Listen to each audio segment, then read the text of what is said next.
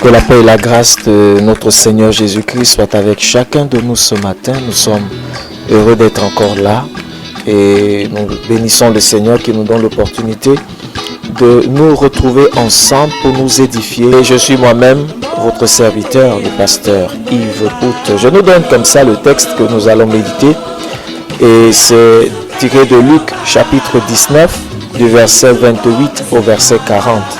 Luc chapitre 19 verset 28 au verset 40. Nous prenons cette mélodie qui prépare nos cœurs juste quelques minutes et nous revenons pour méditer. À tout à l'heure.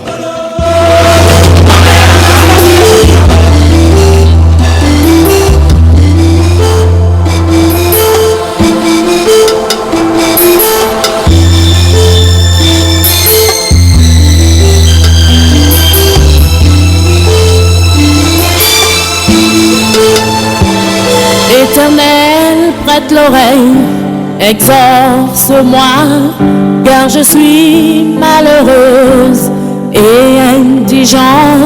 Garde mon âme, car je suis vieux. Éternel, prête l'oreille, exorce-moi, car je suis malheureuse et indigent.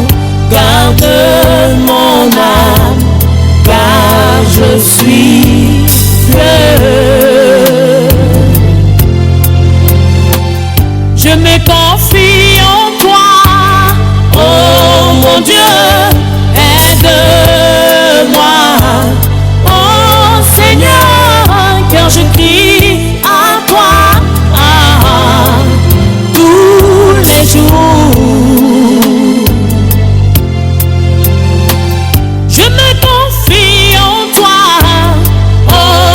Dieu, aide-moi, oh Seigneur, car je crie à toi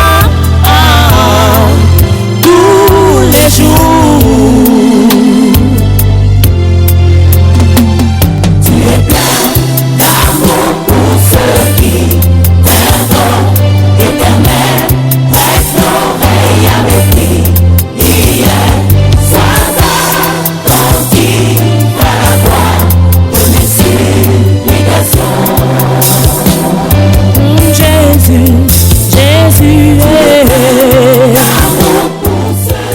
Le Seigneur est toujours plein d'amour pour ceux qui l'invoquent. Il aime entendre les cris, n'est-ce pas, les supplications de ceux qui le craignent. Et ce matin, nous voulons le faire davantage à travers la méditation. Nous voulons davantage nous approcher de lui pour l'écouter, pour l'entendre, mais pour lui parler également.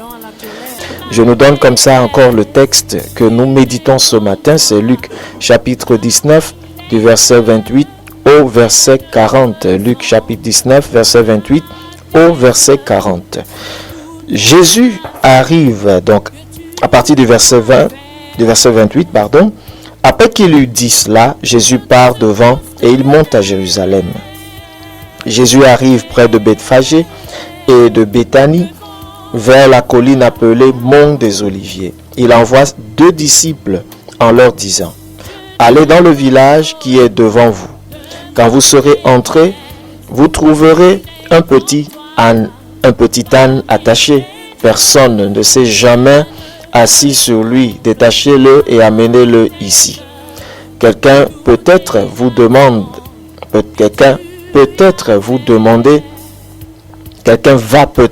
demander, pourquoi est-ce que vous détachez cet âne? Vous répondrez, le Seigneur en a besoin. Les 2 disciples partent et trouvent les choses comme Jésus leur a dit.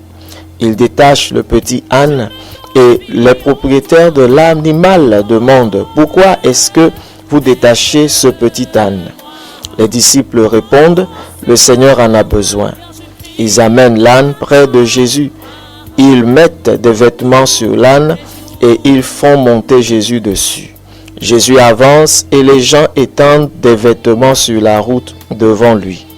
Jésus arrive sur le chemin qui descend du mont des Oliviers. Alors toute la foule des disciples est pleine de joie. Ils se mettent à chanter la bonté de Dieu d'une voix forte. Oui, ils ont vu Jésus faire des choses extraordinaires. Ils disent que Dieu bénisse le roi qui vient en son nom. Paix dans le ciel et gloire à Dieu au plus haut des cieux. Quelques pharisiens sont dans la foule et disent à Jésus, « Maître, fais taire tes disciples. » Jésus répond, « Je vous le dis, si eux se taisent, les pierres crieront. » Voilà, notre texte c'est Luc chapitre 19 du verset 28 au verset 40. Et ce matin nous parlerons, en fait j'ai intitulé la méditation de ce matin, « Le Seigneur en a besoin ». Le Seigneur a besoin. Le Seigneur a besoin de toi. Le Seigneur a besoin de ton mari. Le Seigneur a besoin de tes enfants. Le Seigneur a besoin de tes employés. Le Seigneur a besoin, en a besoin. Il a besoin de ta barque même. Le Seigneur a besoin de ce que tu as pour entrer à Jérusalem.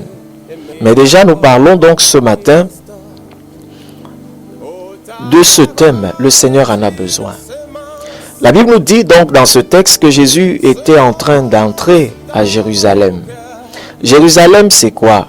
Jérusalem, c'est vrai, d'abord, sur un plan géographique, c'est cette ville, la ville qui se retrouve, cette ville phare, cette ville historique de la nation d'Israël que nous connaissons au Moyen-Orient. Mais de l'autre côté, Jérusalem, c'est quoi?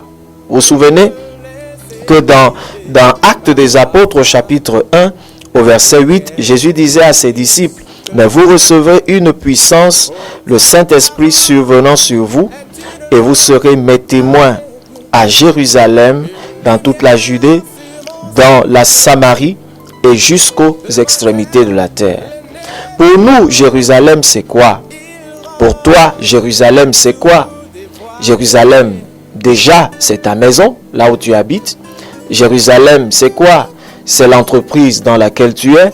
Jérusalem, c'est ton affaire. Jérusalem, c'est ton quartier. Jérusalem, c'est ta ville. Jérusalem, c'est ta région. Jérusalem, c'est ta nation. Jérusalem, c'est ton village. Jérusalem, c'est le lieu, n'est-ce pas, dans lequel tu te trouves, le lieu dans lequel tu es né, le lieu, en fait, c'est un peu le point de départ de ta vie. C'est un peu comme ton lieu de résidence, en fait, Jérusalem. Et la Bible nous dit que Jésus voulait entrer à Jérusalem. Jérusalem a une signification très importante devant Dieu, parce que c'est la cité de Dieu, c'est le lieu où Dieu veut visiter son peuple, où Dieu veut établir son temple. Le lieu où tu résides doit être le lieu de la rencontre avec Dieu. Et le lieu phare, le lieu où tu travailles est un lieu où Dieu doit régner. Parce que Jérusalem est la cité de David, mais le lieu où Dieu règne. Et Dieu veut régner dans ta vie, Dieu veut régner dans tes activités. Dieu voudrait régner dans tout ce que tu fais partout où tu es. Il voudrait régner. Et c'est important. Et Jésus voulait entrer à Jérusalem. Et Jésus voulait y entrer parce qu'il devait mourir à Jérusalem. Il devait être glorifié à Jérusalem. Il devait être proclamé et élevé à Jérusalem. Et Jésus avait besoin, n'est-ce pas, de quelqu'un ou de quelque chose qui allait l'introduire à Jérusalem. Jésus a besoin, parfois il a besoin de toi, il a besoin de ton mari, il a besoin de tes enfants, il a besoin de ta maison. Il a besoin de ce que tu as, de tes affaires. Il a besoin de ce que tu as pour être glorifié. Et voilà qu'il envoie chercher, détacher un âne, n'est-ce pas, qui était attaché. L'âne, le petit de l'âne qui était attaché. Et il dit à ses disciples, quand vous irez là-bas et que vous verrez cet âne, si on vous demande Pourquoi vous le détachez? Dites, le maître en a besoin.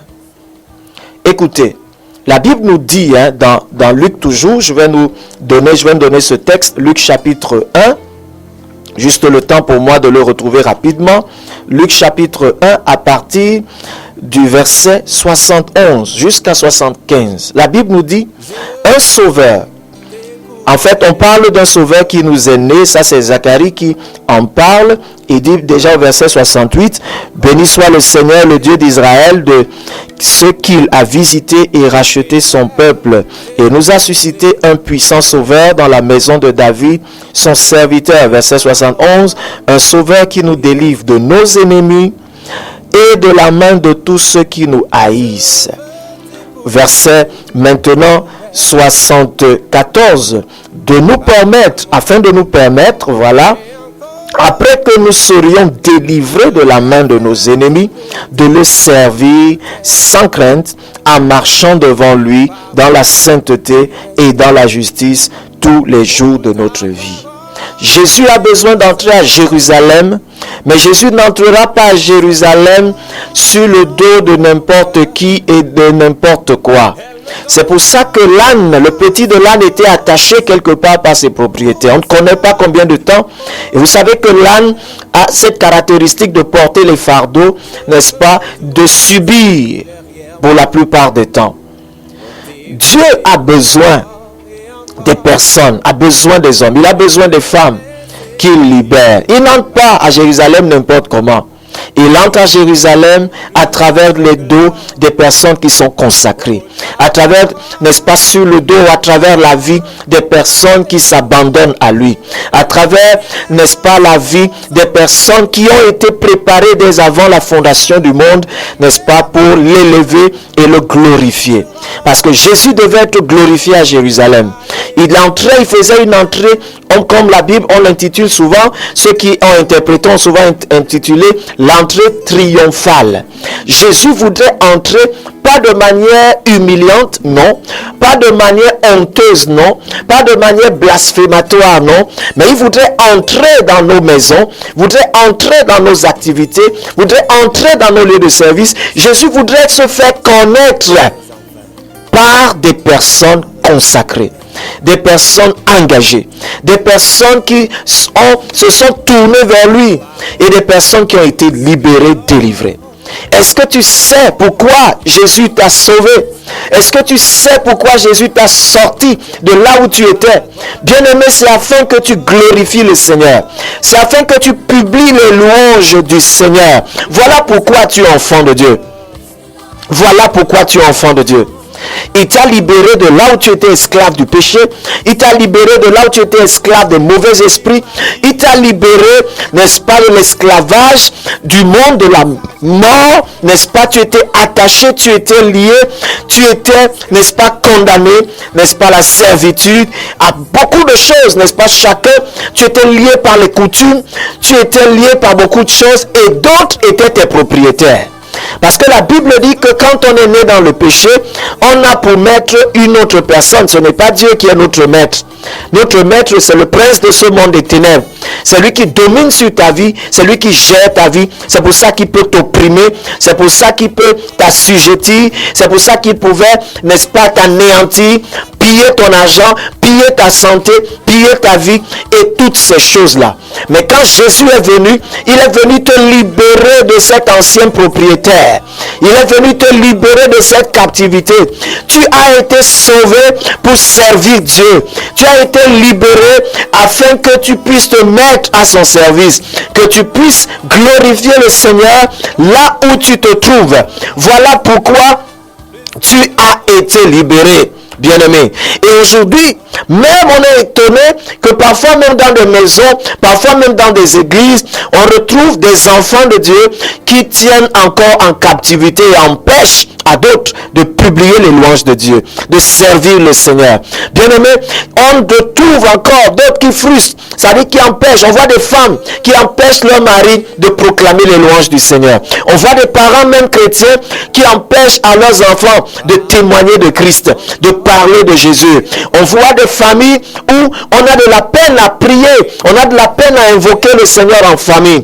Comment Jésus régnera-t-il dans votre maison? Comment Jésus régnera-t-il dans votre entreprise? Comment Jésus régnera-t-il dans vos affaires? Comment Jésus régnera-t-il dans ce que vous faites si vous ne le permettez pas d'entrer? Comment ce sera possible? La Bible dit que quand Jésus marchait, on a mis, n'est-ce pas, à ses pieds déjà des vêtements. Pourquoi? Écoutez, quand on met des vêtements, c'est pour honorer qui? On honore Jésus, mais on honore aussi l'âne qui marche sur ce vêtement. L'âne a été reconnu aussi parce qu'elle a porté Jésus.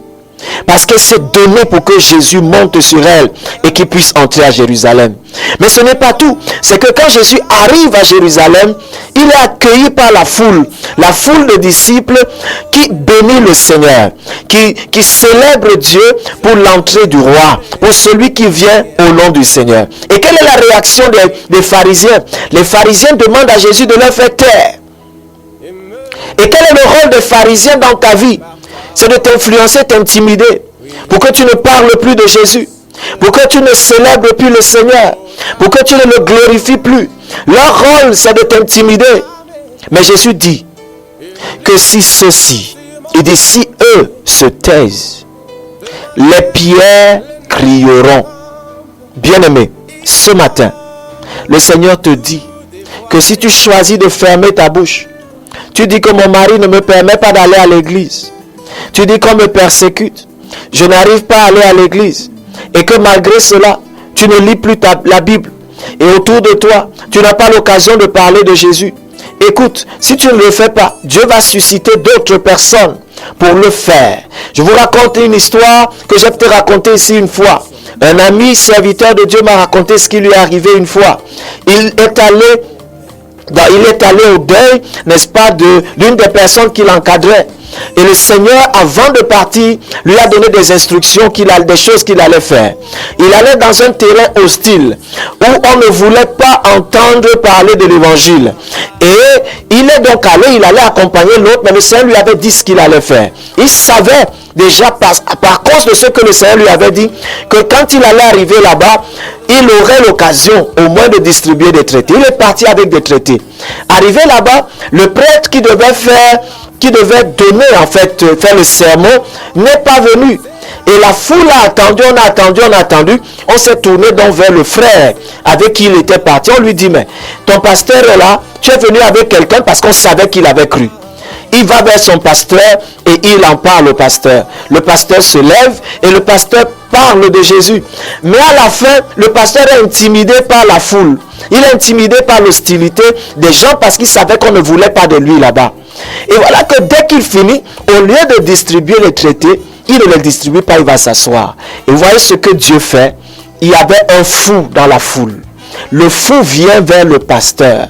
Le fou secoue le pasteur. Il tend la main au pasteur et il d'un mouvement de main, il fait le signe des papiers. C'est-à-dire un signe pour montrer qu'il a besoin de papiers pour distribuer aux gens. Le pasteur le regarde, le pasteur est étonné. Le pasteur se dit que mais comment celui-ci est fou? Et comment sait-il que j'ai des choses à distribuer? Et il insiste, et il fait pression et le pasteur lui donne. Le fou s'en va, mais chaque personne qu'il rencontre, il te secoue, tu le regardes, il te tend un traité et tu es obligé de prendre. Il a distribué les traités. Quand ça finit, il revient chercher. Ça finit, il revient chercher. Le pasteur m'a dit, j'ai fui cet endroit. Pourquoi? Parce qu'il avait honte. Dieu lui a demandé de faire quelque chose. Il s'est tu. Il ne l'a pas fait. Dieu a utilisé un fou pour le faire.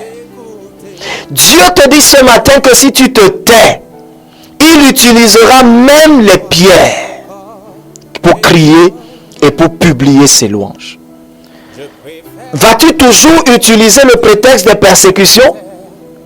Je suis malade, je suis couché sur mon lit d'hôpital.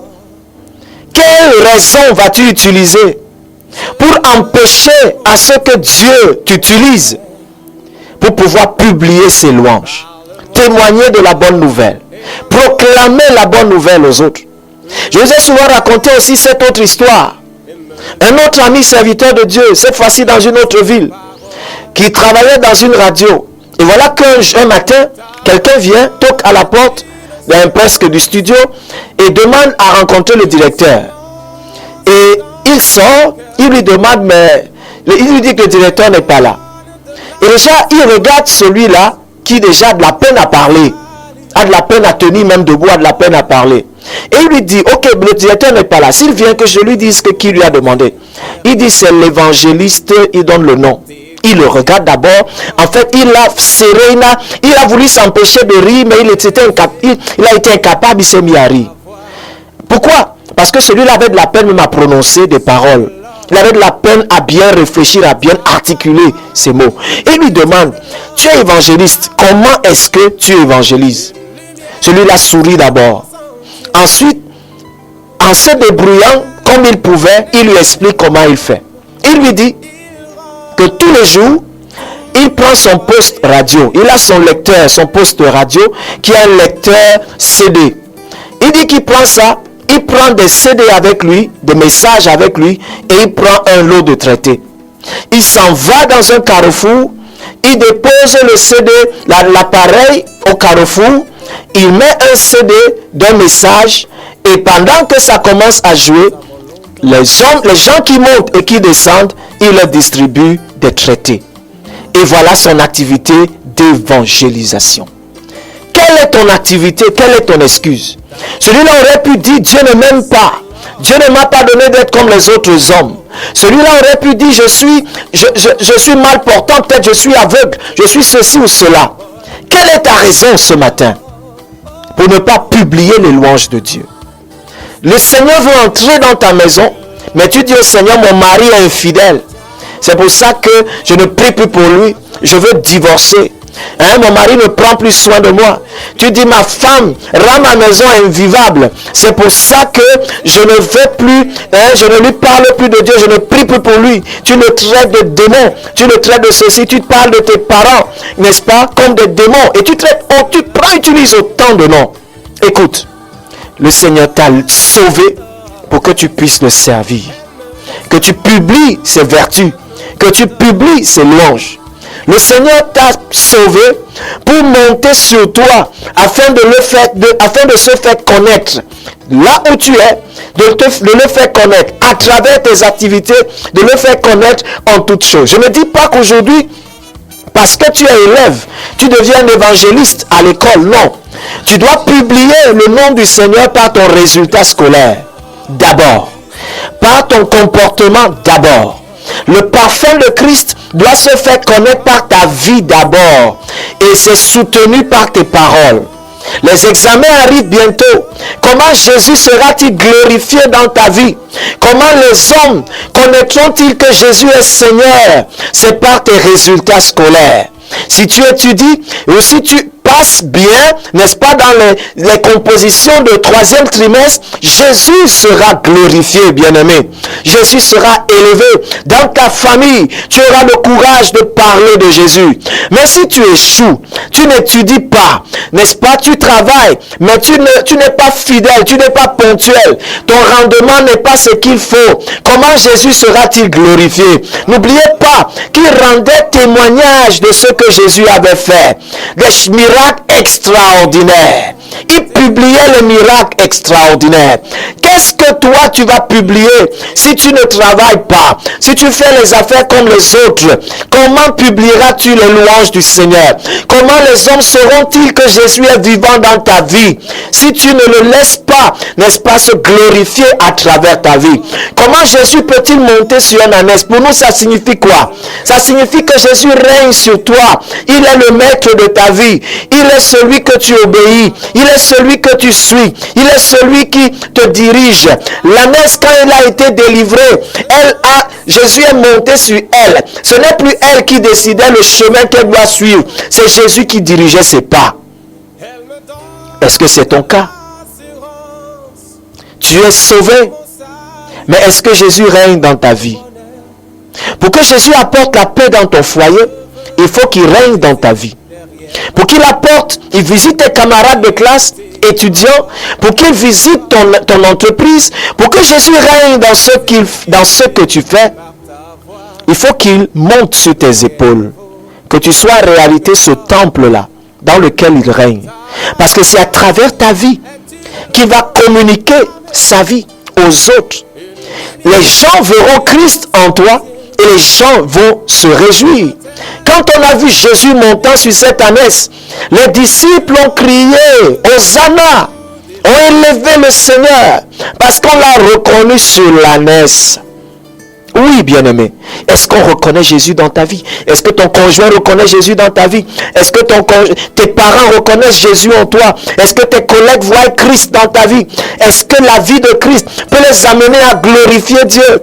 Est-ce que à travers les épreuves par lesquelles tu passes, tu es capable de laisser que Christ soit glorifié? Ou bien c'est les plaintes, c'est les murmures, c'est les pleurs. Tu baisses facilement le bras. Moi, il va abandonner. Il va aller chez le marabout. Je vais faire ceci. Moi, on ne m'aime pas. Dieu m'a oublié. Et ainsi de suite. Et si tu le fais, comment est-ce qu'on verra Jésus? Comment est-ce qu'on pourra apprécier Jésus? Comment Christ sera-t-il glorifié dans ta vie? Jésus, lui, malgré l'opposition, n'est-ce pas, a glorifié son Père. Écoute, Dieu te libère, te sauve pour que tu le serves. Et il te dit clairement que si tu ne veux pas le servir, il utilisera même les pierres. Je vous ai parlé du témoin de l'occasion où il a utilisé un fou. De l'autre côté, il a utilisé quelqu'un qui avait des problèmes mentaux, qui était retardé. Jésus l'a utilisé. Et Jésus l'utilise jusqu'aujourd'hui parce qu'il vit encore. Pour pouvoir amener plusieurs à Christ. Vous ne pouvez pas imaginer combien de personnes ont cru à travers les traités qu'il a distribués. Vous ne pouvez pas imaginer ce que Dieu a pu faire. Bien-aimé, tu n'as plus d'excuses. Tu n'as pas d'excuses pour empêcher à ce que Christ soit glorifié. Et j'aimerais te dire, et le Seigneur voudrait que tu comprennes ce matin. Tu vas me dire, pasteur, je suis très occupé. Je n'ai pas le temps. Je vais au travail. Je travaille 18 heures sur 24. Je ne sais pas s'il y en a ici au Cameroun qui travaillent comme ça. Mais il y en a certainement. Certaines personnes le font. Pasteur, je suis très occupé. Quand je sors, j'entre au bureau. Je suis dans le travail matin, midi, soir. Je sors de là très tard pour rentrer à la maison. Il faut savoir qu'il y a des personnes qui sont plus occupées que toi. Mais qui ont l'occasion, même par un téléphone, SMS, tu peux envoyer un message à quelqu'un qui lui parle de Jésus. Dans un taxi, tu peux parler de l'amour de Jésus à quelqu'un. Dans ta famille, tu peux vivre la vie de Dieu. Et à travers ta vie, plusieurs peuvent connaître Christ. Au bureau, ton intégrité, ta vie, n'est-ce pas, peut parler de Dieu à quelqu'un. Bien-aimé, ton intégrité, ta fidélité à Dieu, ta vie exemplaire peut transformer quelqu'un. Ça peut bâtir quelqu'un. Bien-aimé. À la maison, dans ton village, qu'est-ce que tu as déjà organisé pour que ta famille connaisse Dieu? Qu'est-ce que tu as déjà organisé, bien-aimé? Qu'est-ce que tu as déjà fait? Tu as déjà prié pour que Dieu visite ta ville, pour qu'il visite ta nation, pour qu'il visite ton village. Qu'est-ce que tu as déjà fait pour que Christ soit glorifié? Bien-aimé, ce matin, le Seigneur a besoin de toi. Le Seigneur veut t'utiliser. Le Seigneur passera toujours par toi, par un homme, pour entrer dans Jérusalem. Il dit dans le psaume 115 au verset 16 que les cieux sont les cieux de l'Éternel, mais il a donné la terre aux fils des hommes. Sache-le ce matin. Le Seigneur n'agira jamais dans tes affaires à moins que tu décides de le laisser, n'est-ce pas, passer par toi pour le faire. Il n'agira jamais dans ta famille à moins que tu l'invites et tu lui donnes normalement l'autorisation de le faire. Il n'agira jamais dans tes études à moins que tu le lui permettes. Il n'agira jamais dans un domaine quelconque de ta vie à moins que tu le lui permettes. Tu commences à l'inviter par la prière, par ta consécration, par ton engagement. Le Seigneur a besoin de toi pour se glorifier. Que Dieu vous bénisse. Nous parlons ce matin du thème, le Seigneur a besoin. Le Seigneur en a besoin. Le Seigneur en a besoin. Il a besoin de toi pour publier ses louanges. Il a besoin de toi pour dire à quelqu'un qu'il aime. Il a besoin de toi pour que le monde sache qu'il est vivant. Il a besoin de toi. Alors, as-tu des préoccupations? As-tu des questions dans ce sens? Alors tu peux appeler ou envoyer des SMS et certainement, le Seigneur le fera. Il le fera ce matin. Bonjour pasteur, je suis Suzanne. J'aimerais savoir si pendant qu'une femme est en train de régler, elle peut prendre un programme de jeûne. Bien sûr, les règles n'empêchent pas le jeûne. Pas du tout. Ça n'empêche pas le jeûne. Du tout, du tout. Tu peux jeûner. Tu peux jeûner. Voilà donc c'est un peu ce qu'on peut dire à cette auditrice. Hein. Tu peux jeûner. Les règles n'empêchent pas le jeûne. Non, les règles sont normales. C'est pas une maladie hein, pour une femme. Normalement, les règles ne sont pas une maladie, c'est une période normale. C'est une période normale pour la femme. Donc, tu peux jeûner, il n'y a pas de problème. Bonjour, pasteur, merci pour la méditation. J'ai fait un rêve cette nuit dans lequel on m'a, je ne sais pas, agressé, je crois, parce que le message est coupé. Je crois que dans lequel on t'a agressé. Bon. Tu t'es réveillé, certainement moi quand je fais un tel rêve, je me lève, je me dis mais Seigneur, pourquoi est-ce qu'on m'a agressé? Voilà la première chose pour laquelle je pose la question au Seigneur, pourquoi on m'a agressé? Y a-t-il quelque chose dans ma vie que je fais actuellement qui m'expose à l'agression, qui m'expose? Parce que pour qu'on t'agresse, ça veut dire que l'ennemi te touche. Dans 1 Jean 5 au verset 18, la Bible dit que ceux qui sont nés de Dieu ne pratiquent pas le péché, ils se gardent eux-mêmes et le malin ne peut pas les toucher. Pour qu'on m'agresse, il faudra que quelque part sur le plan spirituel, soit je me suis compromis, soit je me suis relâché, soit il y a quelque chose qui leur permette de le faire.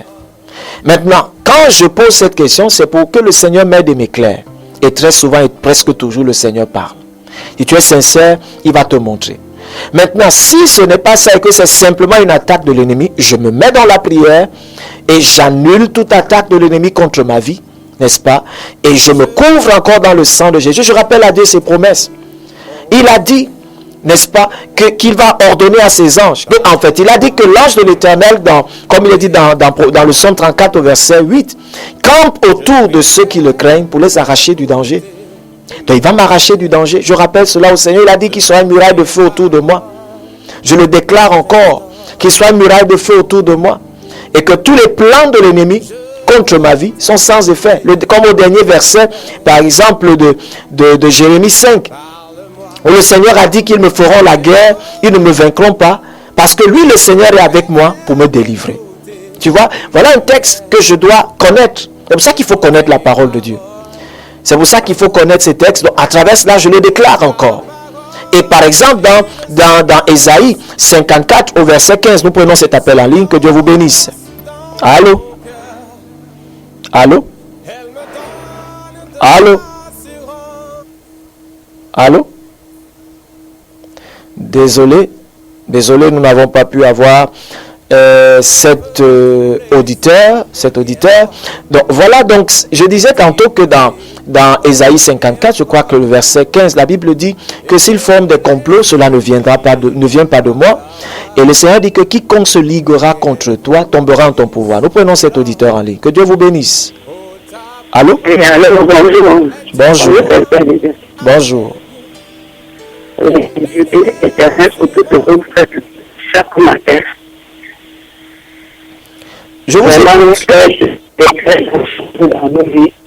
Et si nous cherchons à changer, vraiment, je ne fais pas. Je vais participer à la méditation de ce matin.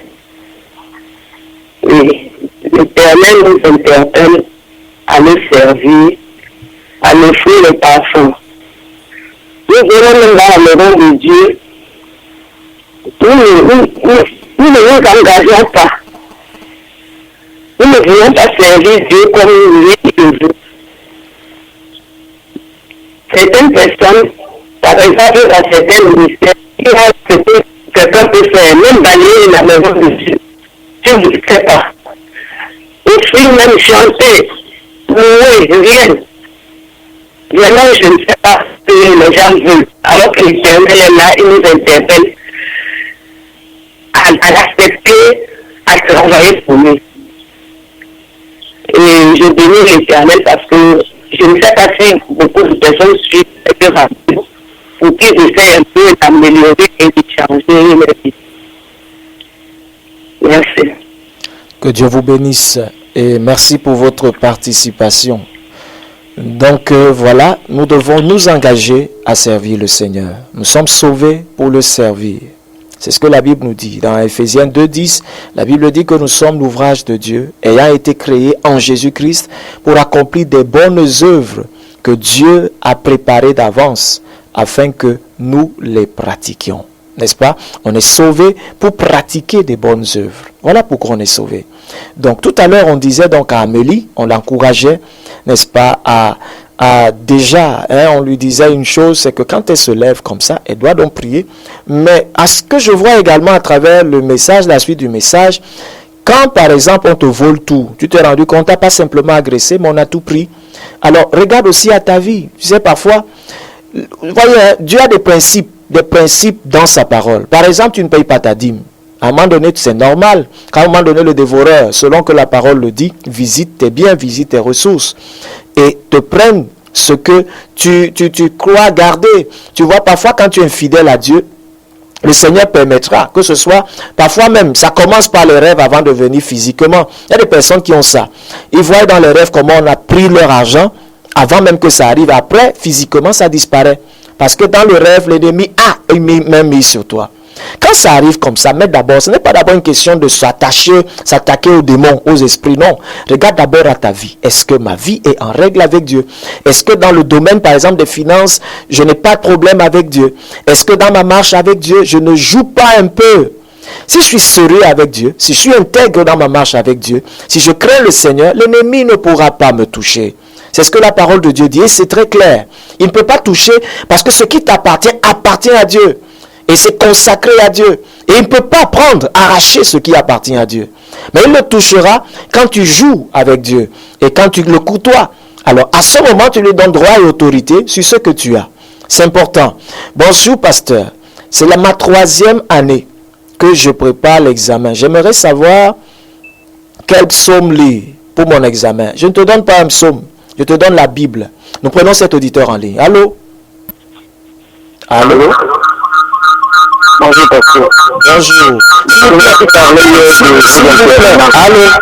Allô? C'est moi qui parlais de vous intervenant.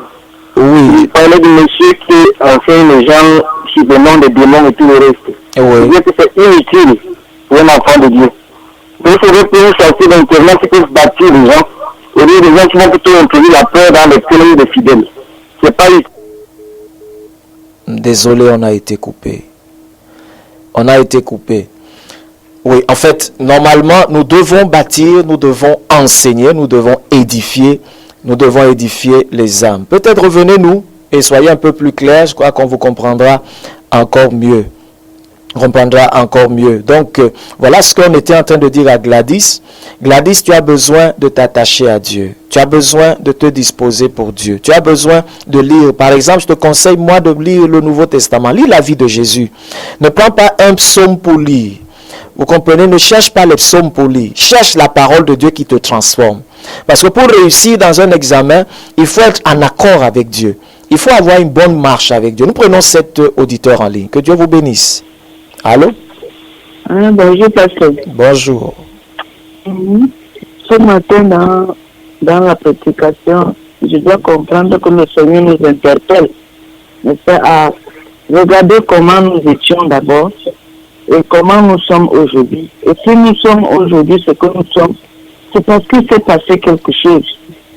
Quelque chose s'est passé. Soit quelqu'un nous a tendu quelque chose, soit quelqu'un nous a parlé de Dieu, soit quelqu'un nous a parlé de Dieu, soit nous sommes allés à une croisade, et au cours de cette croisade, nous avons reçu Christ, soit nous avons quelque chose s'est passé pour que nous devenions ce que nous sommes aujourd'hui. Alors nous devons utiliser les mêmes moyens. Aucun moyen, personne ne peut se dire qu'il n'y a pas de moyens pour évangéliser. On peut utiliser tous les moyens, sur la Dieu nous a donné tous les moyens pour pouvoir évangéliser.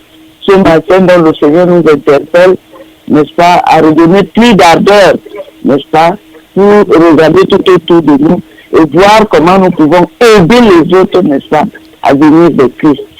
Donc, tout ce que moi j'ai compris ce matin, que le Seigneur vous bénisse. Maman Gono depuis le pays. Que Dieu te bénisse, Maman Gono. Et voilà, donc, nous devons nous disposer pour publier les louanges de Dieu. Et nous devons proclamer les louanges de Dieu. Voilà pourquoi nous sommes sauvés. Voilà pourquoi nous sommes enfants de Dieu. Donc, que Dieu vous bénisse. Que Dieu bénisse Maman Ngono. Et voilà, c'est ce qu'on peut dire aussi à Gladys. Gladys, cherche pas les psaumes, cherche Jésus. Cherche à ce que Jésus règne dans ta vie. Nous disons ce matin qu'il te sauve. Il te sort de la captivité. Nous prenons cet auditeur en ligne. Que Dieu vous bénisse. Bonjour, pasteur. Bonjour. S'il vous plaît, je voudrais savoir si servir Dieu, c'est seulement dans l'évangélisation. Non. On peut servir Dieu, c'est seulement chanter dans le choral ou bien... Parce que donc, je suis un peu choquée. Je vois certains serviteurs qui se comportent terriblement, qui manquent de compassion, mais qui prêchent, qui évangélisent. Mais je ne sais pas si évangéliser, ça suffit. Je voudrais bien savoir plus, s'il vous plaît. Merci, je suis Madeleine de Bojongo. Que Dieu te bénisse. Je voudrais te lire comme ça 2 versets. De Luc 1, versets 74 à 75. La Bible nous dit que le Seigneur est venu, n'est-ce pas? Il dit, afin de nous permettre, après que nous serions délivrés de la main de nos ennemis, de le servir. Nous prenons cet auditeur en ligne. Que Dieu vous bénisse. Allô? Allô?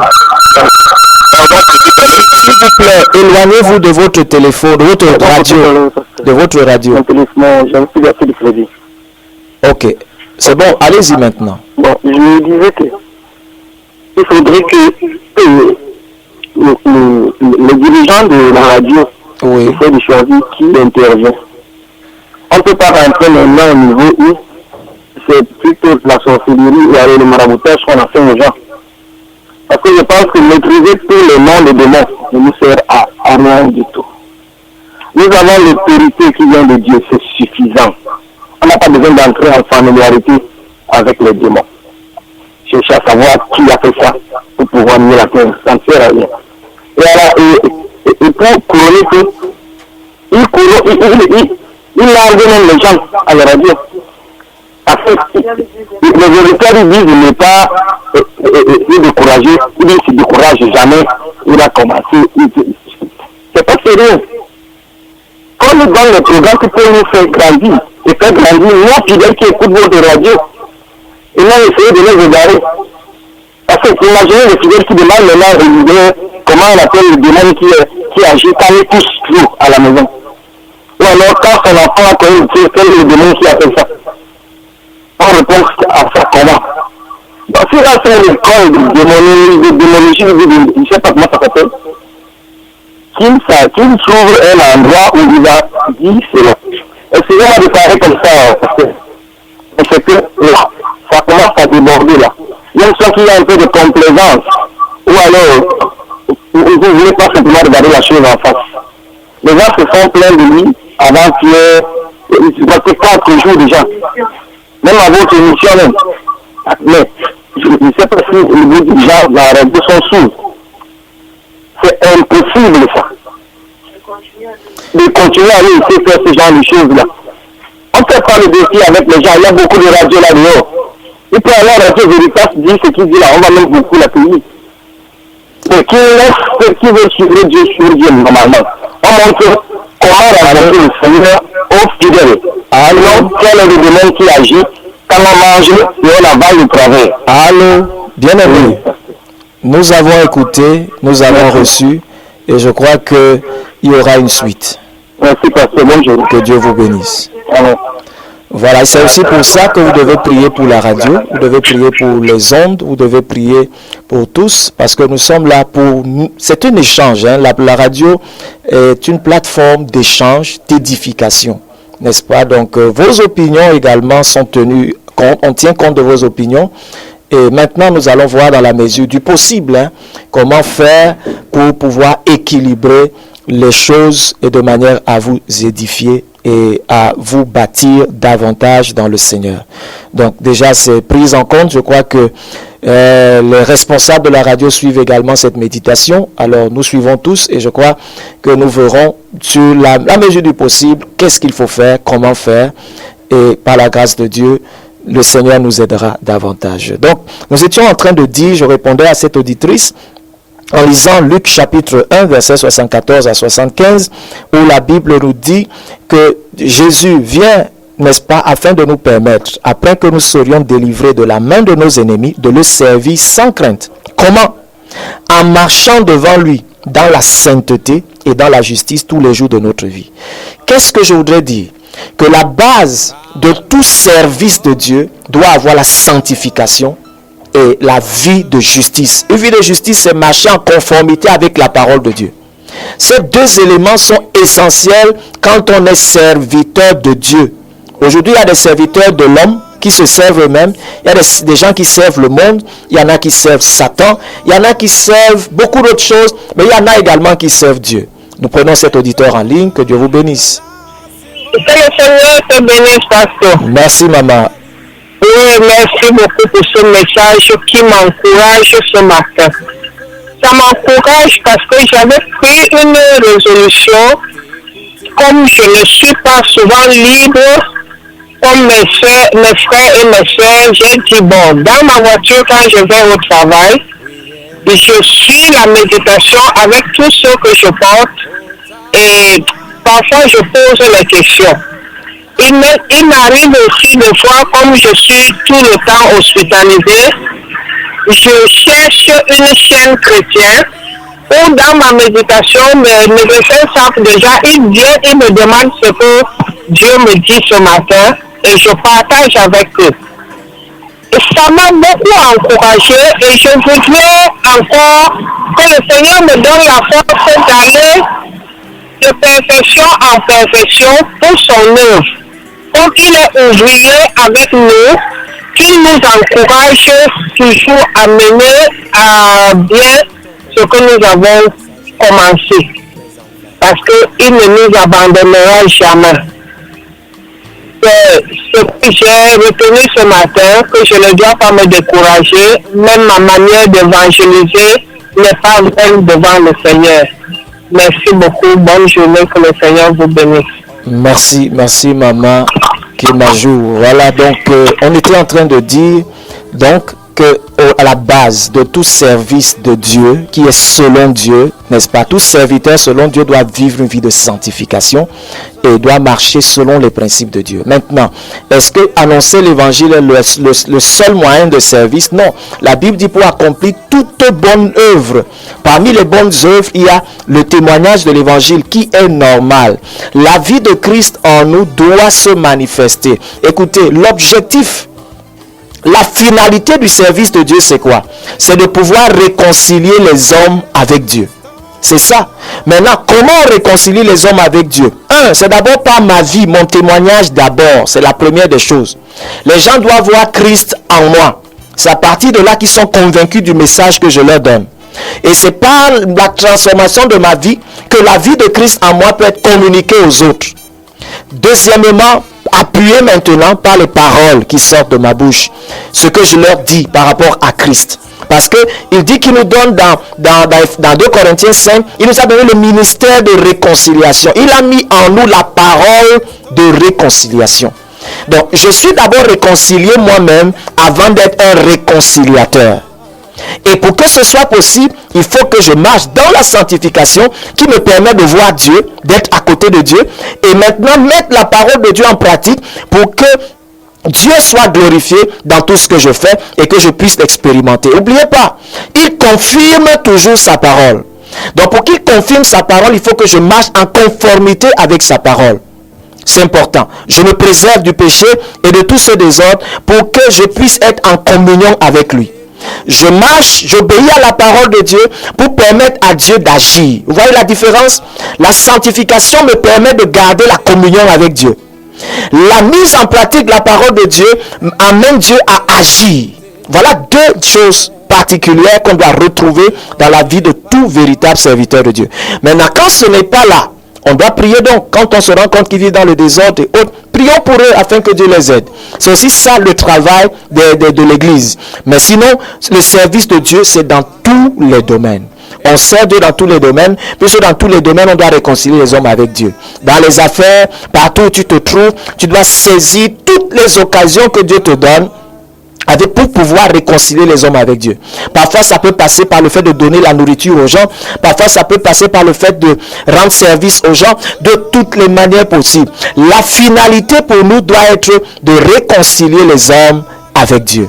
Et c'est important, je le dis encore, tu ne peux pas réconcilier les hommes avec un Dieu avec qui tu as des problèmes ou avec qui tu as un déphasage. C'est pas possible. Et ce n'est pas possible du tout. Bonjour pasteur. Que Dieu vous bénisse et vous donne la force tous les matins, car toutes vos méditations donnent une vie de joie et éclaircissent toutes les idées sur la grandeur de la foi. Gloire à Dieu. Donc voilà, je rappelle encore le texte de ce matin. Nous sommes en train de méditer et nous allons comme ça vers la fin de la méditation. Nous méditions dans Luc 19, le verset 28 au verset 40. Luc chapitre 19, verset 28 au verset 40. Et nous parlions, n'est-ce pas, du thème « Le Seigneur en a besoin ». Le Seigneur a besoin de toi. Le Seigneur en a besoin. Il nous a sauvés pour qu'on le serve. Il nous a sauvés pour qu'on publie ses louanges. Qu'on publie ses louanges. Qu'on répande son parfum. D'abord par ma vie. Ensuite, n'est-ce pas, par ma parole. Par ce que je fais. Tout ce que je fais doit parler de Jésus. Et tout à l'heure, on a vu que même celui-là qui était retardé, limité intellectuellement, physiquement, a saisi le minimum qu'il avait et il l'utilise pour faire connaître Christ et réconcilier les hommes avec Dieu. Toi-même également, qu'est-ce que tu fais? Quel prétexte tu utilises? Le Seigneur a besoin de toi. Si tu ne le fais pas, le Seigneur utilisera même des pierres. Il dit que si tu ne le loues pas, si tu ne le fais pas connaître, il passera même par d'autres. Il a utilisé un fou, tout à l'heure je l'ai dit, un malade mental. Dieu peut utiliser n'importe qui pour visiter ton foyer, pour visiter ta maison, pour visiter les gens autour de toi. Il a utilisé, dans 1 Roi 13, il a utilisé l'homme de Dieu de Juda pour venir annoncer, n'est-ce pas, le message de Dieu à Bethel. Pourtant à Bethel, il y avait un prophète. Vous voyez, mais le prophète s'était laissé tellement corrompre, s'était laissé tellement envahi par le péché et l'idolâtrie de Bethel qu'il a fermé sa bouche. Beaucoup de chrétiens sont comme ça. Tu as été tellement corrompu que ta bouche s'est fermée. Aujourd'hui, tu regardes, tu dis, je ne peux rien. Tu vois comment les gens vivent dans le désordre, dans l'idolâtrie. Tu vois comment les gens vivent dans le péché, même dans ta communauté. Mais tu es là, bouche bée, les yeux fermés, et tu es là. Et toi aussi, finalement, ça t'emporte, ça te dissout, ça te refroidit, et autres. Au lieu de rester fidèle à Dieu, tu t'éteins. Et l'Église souffre aujourd'hui à cause de ce genre de chrétiens, des vieux prophètes. Dieu ne prophète pas toujours en termes d'âge, mais parce qu'ils se sont eux-mêmes mis au garage. Ils vivent des situations, au lieu de proclamer Christ, au lieu de montrer l'exemple de Christ, ils se taisent et ils se fondent dans la foule. D'autres même ne se fondent pas, mais ils restent eux en retrait. Je ne dis rien et je ne fais rien et je reste tranquille. Bien-aimé, Dieu est obligé souvent d'utiliser quelqu'un de loin pour venir le faire. Et ce qui est souvent dangereux, c'est que souvent quand Dieu a amené des hommes de Dieu de loin ou des jeunes que Dieu a suscités à côté de toi, toi tu as cru il y a longtemps, mais Dieu suscite des jeunes qui ont un zèle pour faire connaître le Seigneur. C'est ces vieux chrétiens-là qui commencent à les combattre. Et leur dit que vous voulez montrer que quoi? Les choses là, je connais ça avant vous. J'ai été là avant vous. Vous voulez croire que vous voulez nous enseigner? Ils commencent la jalousie, la rivalité, les haines, les rancunes. Et ils veulent tuer, en fait, tuer la grâce de Dieu, l'onction de Dieu dans la vie des autres. Eux-mêmes se sont compromis. Au lieu de reconnaître leur tort, de se repentir et de changer, ils combattent ceux qui sont là pour les aider. Et c'est ce que le vieux prophète a fait. Jusqu'à ce qu'il a entraîné la mort de l'homme de Dieu qui venait de Juda. Ce matin, toute personne qui a la grâce de Dieu et qui se lèvera, ayant compris cette méditation, pour être utile au Seigneur, ne sera plus freiné par le vieux prophète au nom de Jésus-Christ. Je déclare que tu sois libéré des chaînes, que tu sois libéré de l'influence des vieux prophètes, de la séduction et du poison des vieux prophètes au nom de Jésus. Bien-aimé, lève-toi et fais ce que le Seigneur te dit de faire. Que rien ne te limite, que rien ne t'empêche, n'est-ce pas, ta couronne. Et va avec le Seigneur en te soumettant et la grâce de Dieu abondera dans ta vie. Bonjour pasteur, merci pour la méditation de ce matin. Car cela me fortifie beaucoup. Prie pour moi car je suis persécuté par les ennemis. Je crois que c'est toujours le même message. Merci pour la parole que tu nous enseignes. J'ai 27 ans, j'ai toujours attendu que Dieu me donne un mari. Il faut, s'il vous plaît, le message d'aujourd'hui est mélangé avec d'autres messages. S'il vous plaît, quand vous avez envoyé d'autres, ne faites pas une succession de messages. Ce n'est pas bon. Parce que là, je n'arrive pas à me trouver. Je n'arrive pas. S'il vous plaît, dites-moi comment faire pour attirer Jésus à Yongo Patrick, le père de mon enfant. Parce qu'il boit et fume. Se met, et quand je regarde, c'est bien. Je ne comprends pas. S'il vous plaît, je ne comprends pas. Je ne peux pas le lire, je ne peux même pas répondre à ce message. Il faut être clair dans le message, s'il vous plaît. Il y a beaucoup de confusion là-dedans, Henriette. Henriette, écoute ce qui est dit ce matin, mets-le en pratique. Je crois que si tu mets la parole de Dieu en pratique et tu t'attaches au Seigneur, tu lui ouvres vraiment ton cœur et tu ne cherches pas d'abord Dieu pour le père de tes enfants, mais tu cherches d'abord Dieu pour toi-même, d'abord Henriette. Tu verras que Dieu agira à travers toi pour visiter le père de tes enfants. C'est important. Comme ce petit âne, n'est-ce pas? Jésus est monté sur l'âne avant d'entrer à Jérusalem. Ta situation, c'est comme Jérusalem. N'est-ce pas? Jérusalem, ce n'est pas seulement ta maison, mais c'est ta situation, c'est ce que tu vis. Pour que Jésus intervienne, il faut d'abord que tu acceptes qu'il vienne dans ta vie et qu'il règne dans ta vie. Et c'est à travers ta vie qu'il agira. C'est ce qu'il veut faire. Permets-lui de le faire. Et c'est pour ça que pendant que nous sortons de cette méditation, n'est-ce pas, je ne sais pas s'il y a un autre message, s'il n'y a pas de message, nous allons prier. Et je voudrais donner de l'opportunité ce matin à ceux qui savent. Tu sais que tu vas à l'église, tu sais même que tu as un titre religieux, tu connais toutes ces choses, mais Jésus ne règne pas dans ta vie. Je voudrais te donner l'occasion, comme cette ânesse qui a porté Jésus, que Jésus puisse être ton Seigneur et ton Sauveur ce matin. C'est possible qu'il le soit. S'il règne dans ta vie, il va te délivrer, n'est-ce pas, du péché. L'ânesse était attachée, mais l'ânesse a été délivrée. La présence de Jésus dans ta vie va te libérer. Jésus viendra te sauver du péché et il va transformer ta vie. Si seulement tu fais cette prière avec moi, si seulement tu répètes cette prière avec moi de tout ton cœur, Jésus viendra, Jésus régnera sur ta vie, il régnera dans ton cœur et je te dis que ta vie va changer. Ton histoire va changer comme l'histoire de l'ânesse a changé. On respecte l'âne aujourd'hui parce que Jésus est monté sur l'âne. Veux-tu prier avec moi de tout ton cœur, sincèrement? Tu répètes cette prière, même à voix basse là où tu te trouves. Alors prions. Répète simplement cette prière après moi. Seigneur Jésus, merci pour ton amour pour moi. Merci de me parler comme tu le fais ce matin. Je reconnais mon péché. Je regrette ma vie loin de toi. Je t'ouvre mon cœur ce matin.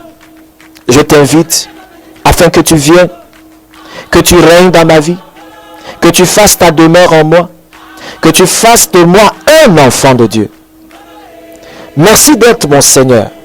Merci d'être le sauveur de ma vie. Je prends l'engagement ce matin de te servir, de m'attacher à toi et de vivre avec toi. Merci pour le pouvoir de devenir enfant de Dieu. Merci pour ta grâce. Amen. Seigneur, merci pour tous ceux qui ont fait cette prière ce matin. Merci de les visiter. Je déclare que le joug de l'ennemi dans leur vie, les chaînes de l'ennemi, les cordes comme pour ce petit âne, est brisé ce matin parce que le Seigneur a besoin d'eux. Toi qui avais rétrogradé, les chaînes du péché, les cordes du péché qui t'attachaient, je déclare qu'ils soient brisés ce matin parce que le Seigneur a besoin de toi. Toi qui étais timide, lâche, peureux, je déclare que les chaînes de la peur, de l'oppression sont brisées ce matin parce que le Seigneur en a besoin. Seigneur, je prie pour tous ceux qui ont suivi cette méditation. Que ta main puissante soit sur eux, que ta grâce soit multipliée dans leur vie. Et merci parce qu'ils se lèvent pour publier tes louanges. Pour publier tes louanges. Au nom de Jésus. Amen. Alors que Dieu vous bénisse. À ce micro, j'étais le pasteur Yves Pout. Vous voulez peut-être m'appeler pour des questions, besoin d'encadrement ou de prière, alors faites-le au 94 91 98 04, le 94 91 98 04. Que Dieu vous bénisse et restez fidèles. Bye bye.